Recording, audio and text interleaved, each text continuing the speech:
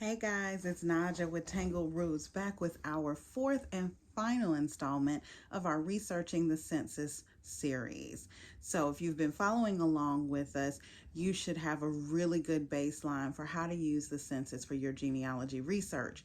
We're going to wrap up today with a few alternate schedules and forms that can be really helpful in using the census.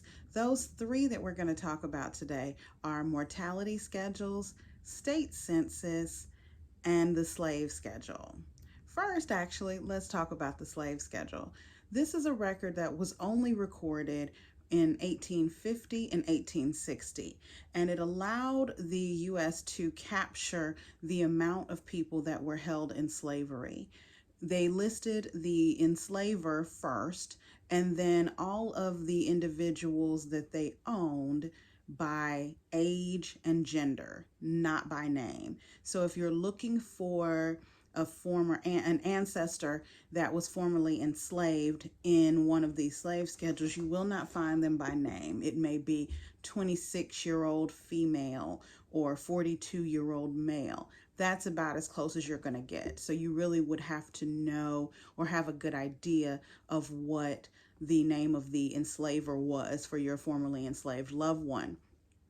These records are separated by state and county and district, and the individual that is the enslaver is listed by name, but each one of the individuals that is held by them is not listed by name, unfortunately. So that record is only available for those 2 decades, 1850 and 1860, and then obviously in 1865 there was the abolishment of slavery officially, so there was no need for that record any further.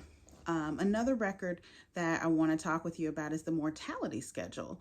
So this was a supplement to the primary federal census that recorded people who had died within the past year.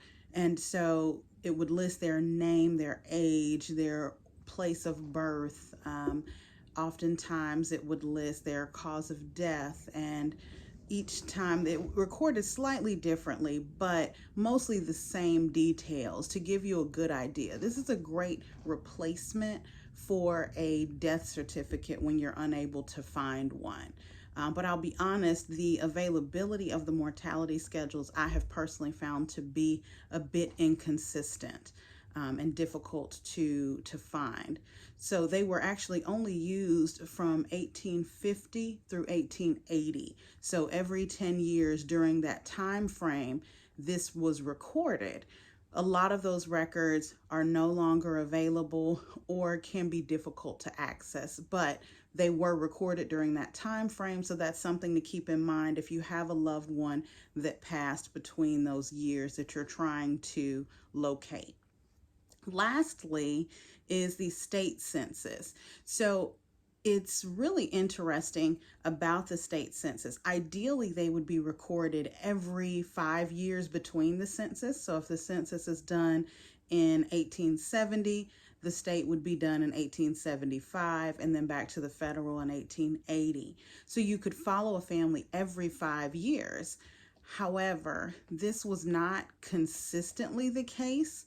And those records are really sporadic. I won't even begin to tell you here what states you can find them in and what years. You'll have to go online and take a look at that. Just search for state census.